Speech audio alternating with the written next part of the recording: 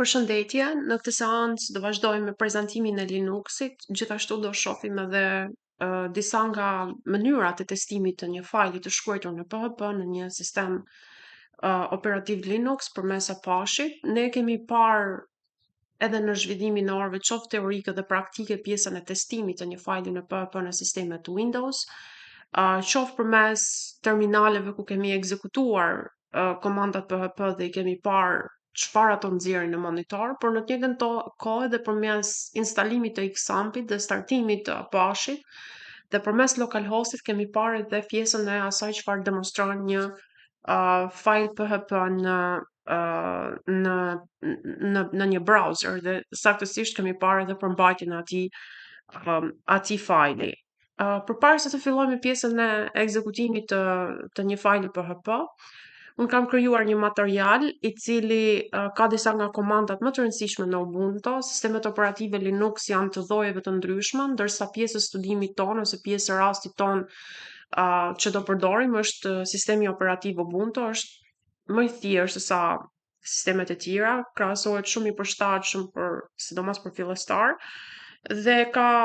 patjetër ngjashmëri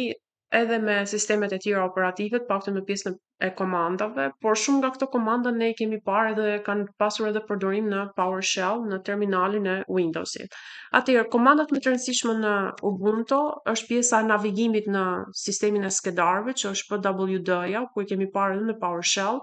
që tregon direktorinë e supozojmë. Hapim një terminal në Ubuntu. Navigimin e sistemit të fajlave ne arrim që ta bëjmë përmes pwd-s. ls-ja është një tjetër komandë shumë e përdorur, ne e kemi parë edhe në PowerShell, ku liston skedarët apo dosjet në një direktori dhe cd-ja është që ndryshon direktorinë, që kalojmë nga një direktori në një direktori tjetër. Atëherë me pwd ne shikojmë praktikisht ku jemi të lokalizuar, me ls shikojmë se çfarë fajlash kemi të ruajtur në atë lokacion, ndërsa me cd e supozojmë me 2 pika ne kthehemi mbrapsht ose dhe me një kthehemi në qoftë se bëjmë një pwd, shikojmë që ne nga Arsilda që ishim në folder u kthyem në home, që do të thotë me c2 pika ne kthehemi një hap mbrapsht. Përveç kësaj ne mund të ecim një hap përpara duke specifikuar pathin dhe në këtë mënyrë jemi duke naviguar përmes ecjes përpara ose kthimit mbrapsht në direktoritë ose në fajlat e sistemit Ubuntu. Përveç pjesës së navigimit kemi dhe ls-t, ashtu siç e shpjeguam, këto shfaqin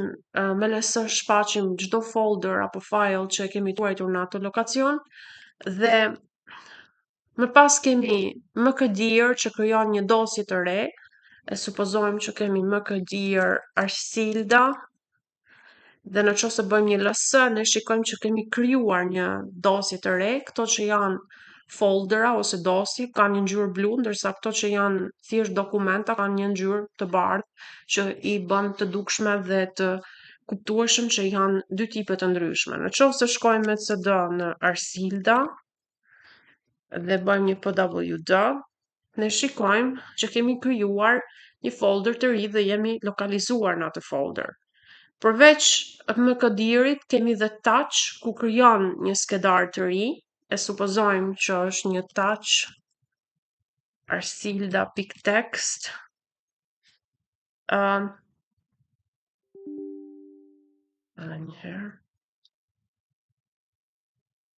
Në qoftë se bëjmë një ls, shikojmë që kemi krijuar një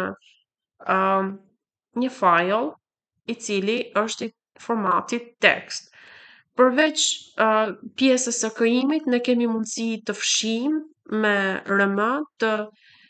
kopjojmë me cp nga një vendodhje në një vendodhje tjetër dhe move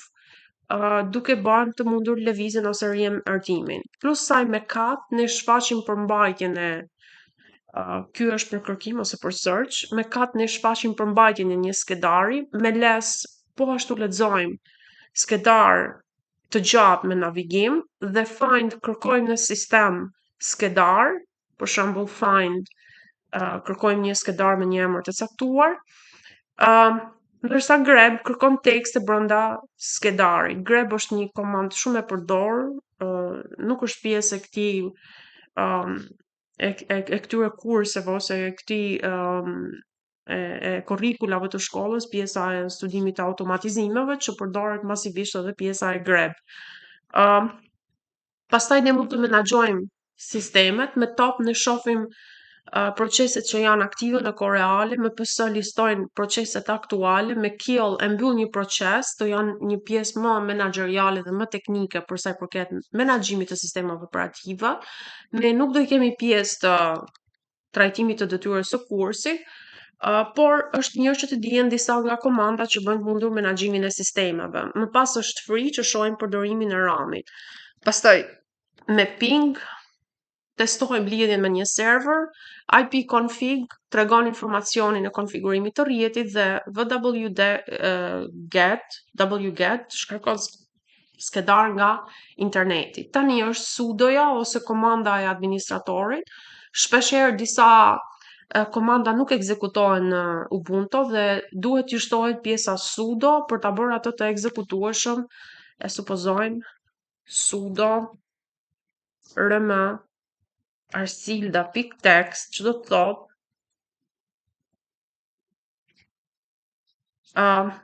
kërkon një password. E supozojmë që për të fshirë këtë komand ne kemi nevojë për një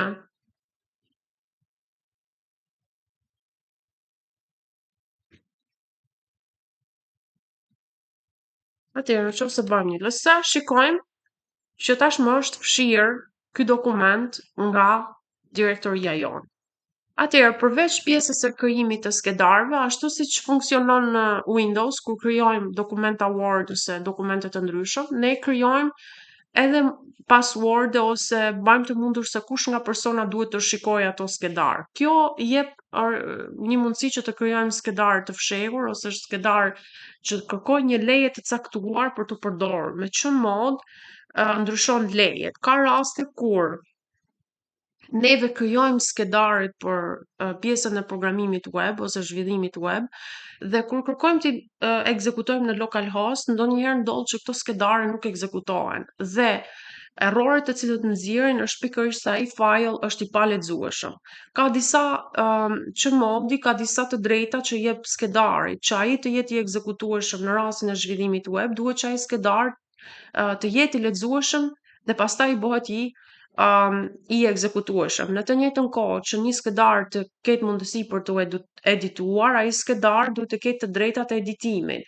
E kështu me radhë. Të gjitha këto përcaktohen nga çmod, ndërsa çhan ndryshon pronësinë e skedarëve. Në momentin në cilën juve filloni të përdorni terminalin Ubuntu dhe të filloni të ekzekutoni ose të menaxhoni